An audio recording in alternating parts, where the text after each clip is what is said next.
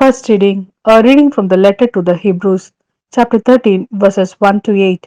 Continue to love each other like brothers, and remember always to welcome strangers, for by doing this, some people have entertained angels without knowing it. Keep in mind those who are in prison, as though you were in prison with them, and those who are being badly treated, since you too are in the body.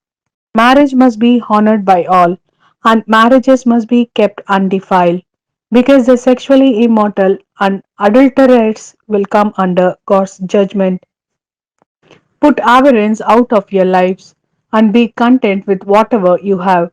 God Himself has said, I shall not fail you or desert you. And so we can say with confidence, with the Lord on my side, I fear nothing. What can human being do to me?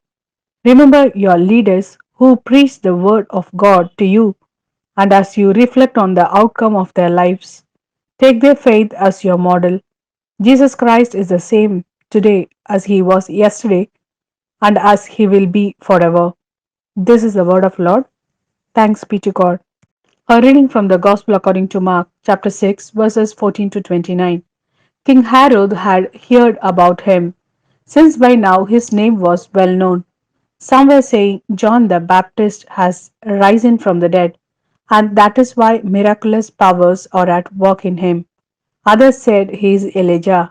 Others again he is a prophet, like the prophet we used to have. But when Herod heard this, he said, it is John, whose head I cut off. He has risen from the dead. Now it was this same Herod who had sent to have John arrested, and had him chained up in prison because of Herodias, his brother Philip's wife, whom he had married. For John had told Herod, it is against the law for you to have your brother's wife.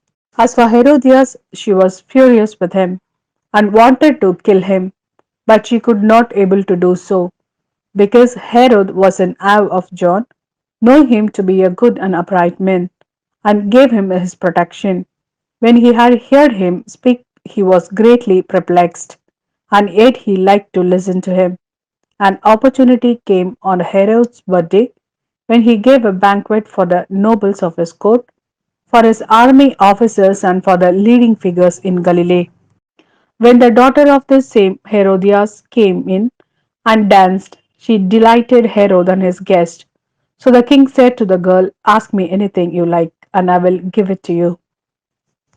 And he swore her an oath, I will give you anything you ask, even half of my kingdom. She went out and said to her mother, what shall I ask for? She replied, the head of John the Baptist. The girl at once rushed back to the king and made her request, I want you to give me John the Baptist's head immediately on a dish. The king was deeply distressed, but thinking of the oath he had sworn and of his guest, he was reluctant to break his word to her. At once the king sent one of the bodyguard with orders to bring John's head. The man went off and beheaded him in the prison. Then he brought the head on a dish and gave it to the girl, and the girl gave it to her mother. When John's disciples heard about this, they came and took his body and laid it in a tomb,